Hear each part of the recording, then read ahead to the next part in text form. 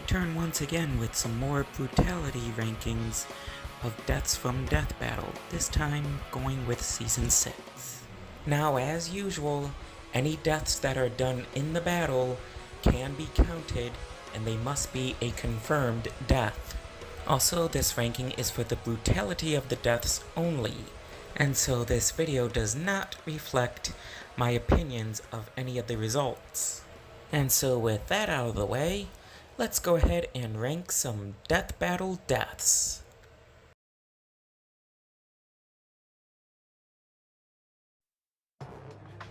You'd find that with the Aquaman vs. Namor fight, that any of those teamed up with Namor did not have such a happy ending. And for the golems that Namor had created, they at the very least had the least brutal death, as it is that the death happens very quickly. Summoning up lightning, Aquaman strikes them both down instantly. Not much else to say about that.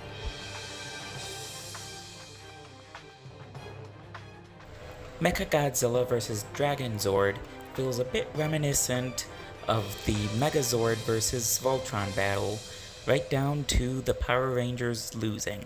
Probably also doesn't help that Mechagodzilla took their attack like it wasn't even there, before hitting them with the absolute zero cannon.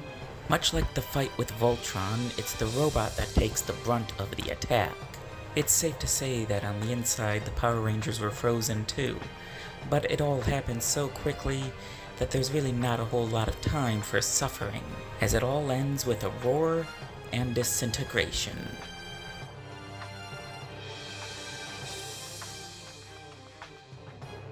Returning to the ocean for our next death, which is actually the fish that Namor called upon. I really didn't rank this any higher because it is a way of nature, although being controlled to do it is another story.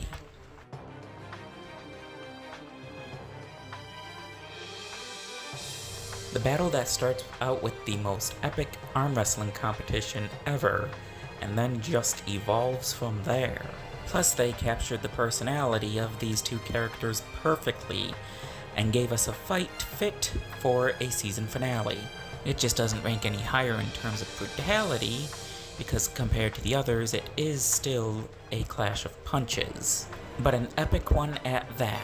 Although I do question how it's not a double knockout, seeing as Guy only ever survived that in the show thanks to Naruto.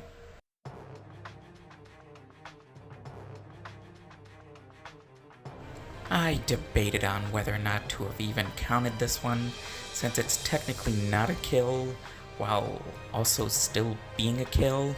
At the very least, we're given a crazy battle that's more of a Saturday morning cartoon than a battle, with the zaniness that you'd expect from these two. And of course, we already knew what the result was going to be thanks to the trailer from the previous episode. And after being reduced to just a head and a nuclear explosion going off, they are both nothing but dust, but the mask regenerates sooner. And I guess what puts this here on the list is Deadpool's fall into depression and guilt upon realizing that he had overstayed his welcome. Of course, considering that Deadpool does return, I guess it's more of the death of him being on the show, seeing as he hasn't appeared since. When you think of someone getting a kill on Death Battle, you probably don't really think of a pacifist, even the most badass pacifist. After having his right arm ripped off, and then his cannon exploding, and of course the cabbage merchant having the worst luck, Aang then goes into the Avatar state and surrounds him and Edward within a tornado. Using all four elements, he then completely incinerates Edward. But according to Edward, at least he's still taller than Aang. Allegedly.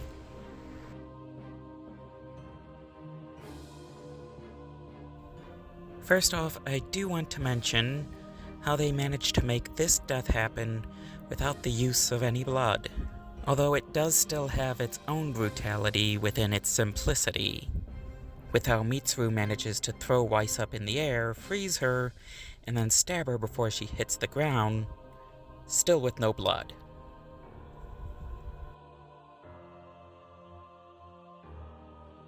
So now we get to talk about the first death of the Mega Man Battle Royale on this list, which is Mega Man Geostellar, which was possessing Mega Man X at the time, so it's hard to know who felt the pain during the obliteration.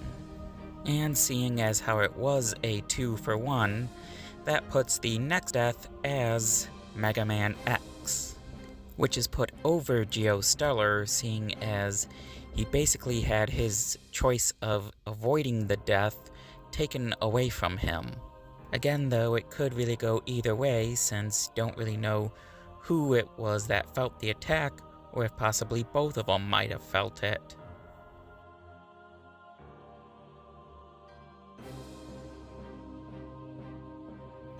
So this death may not be as brutal as when Captain Marvel took on 18, but still makes it this high up, with having to have been slammed into an asteroid before Shazam delivered the final punch.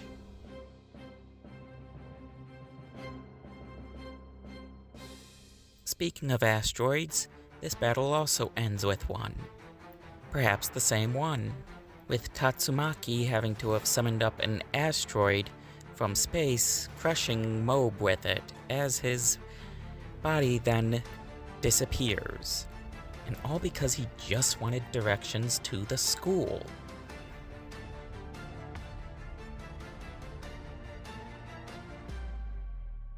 And we return back to the Mega Man battle for our next death. And poor Voltnut really didn't stand much of a chance here. And even though it seems like it was quick, the fact that it involves a black hole is what puts it up this high. Because once this black hole appears, everyone's running for their lives, while Voltnut ends up getting pushed in. And inside a black hole, a person's body is stretched and torn apart, so not the most appealing way to have to die.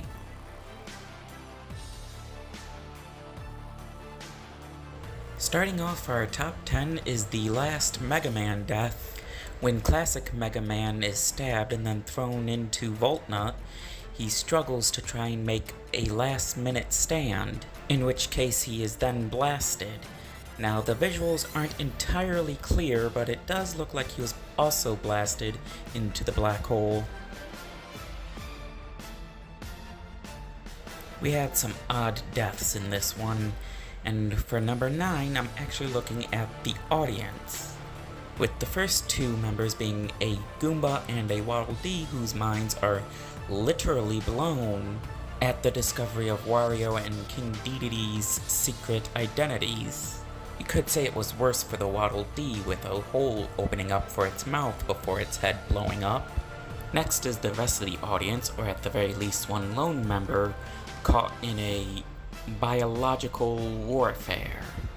Since we didn't really see their bodies afterwards, can't really confirm or deny, but I think it's safe to say they couldn't have really escaped that blast. And sticking with the Wario vs. Dedede battle, Wario's death takes number 8. Of course, things really take quite a crazy turn when Wario turns his butt onto King Dedede. Then things get brutal when he plugs up Wario, causing it all to build up inside of his body. Things really get intense just by the look of fear on both their faces before Wario is forced to self-destruct, taking the entire planet with him.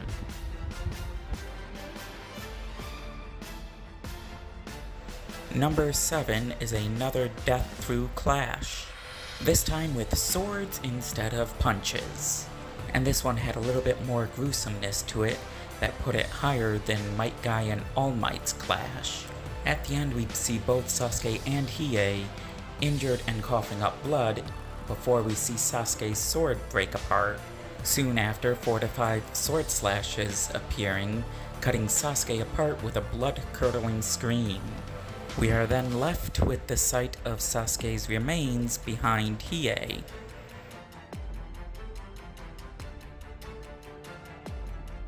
Sitting just outside the top 5 is perhaps one of the more controversial battles, but But luckily this is more about the brutality of the death rather than the results. And this was a very brutal death, starting out with time travel. Because once Hal makes it back to the beginning of the battle, he uses slow-moving, very avoidable pair of scissors to cut off Ben's arm and remove the Omnitrix. While Ben is bleeding out, Hal summons up a boot to step on and literally squish Ben like a bug. Might be worth noting that it's a little bit more brutal knowing that Green Lantern committed filicide to take a watch that he had no say in whether or not Ben was even deserving of having it. Just saying.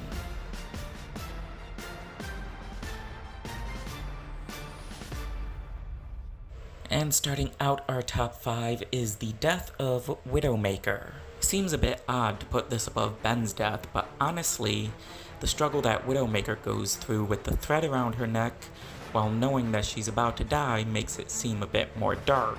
And Natasha probably enjoyed this a bit more than she should have. But with one tug, she makes a very clean cut. And having your airways cut off as you're just about to black out can make a person that much more fearful of their eventual demise. And speaking of demise, we make it to our next death. You'd expect any kill involving any version of Dracula to make it up this high, which just speaks to how brutal the last 3 will be. Of course, it's not just the brutal kill of Ganondorf, but it was also his power being used up and the Triforce rendered useless, making him completely defenseless. With no power to fight back, Ganondorf could only watch as he was impaled by Dracula's claw. And then Ganondorf barely had time to scream as Dracula ripped him in half, only to make it more brutal by finishing it off with drinking his blood.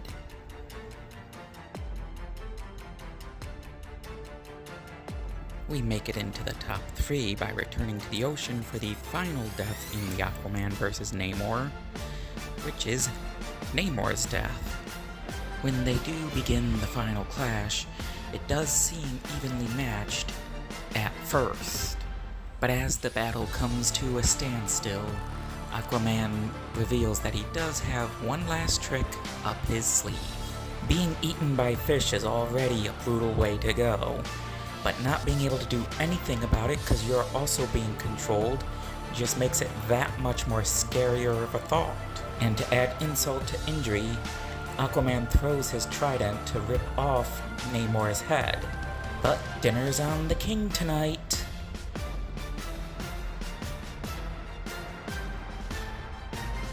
Now if you want to talk about road rage, here comes our runner-up death. Now already you would think that the death would happen here on the track, which would be a pretty gruesome way to go, but it does get worse. First of all, Captain Falcon summons up his Blue Falcon running into Johnny, dragging him across the pavement and into the air. And of course it doesn't stop there, as Captain Falcon then obliterates Johnny with one last Falcon punch.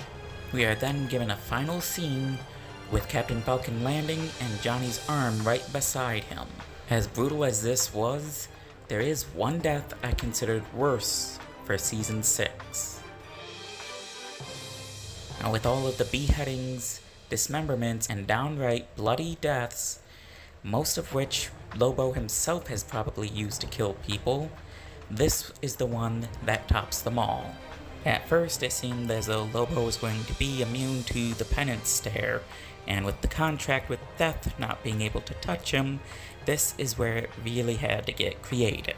Because apparently destroying and eating his soul was still an option. Having to have felt the pain of the billions of people that he had hurt come down on him all at once, while his soul is being destroyed, can't really think of anything much more brutal than that much pain all at once. And that is the list for Season 6. So what did you think? Let me know in the comments. Please be sure to like and subscribe, as well as hit the bell so you can be notified. And remember to keep gaming.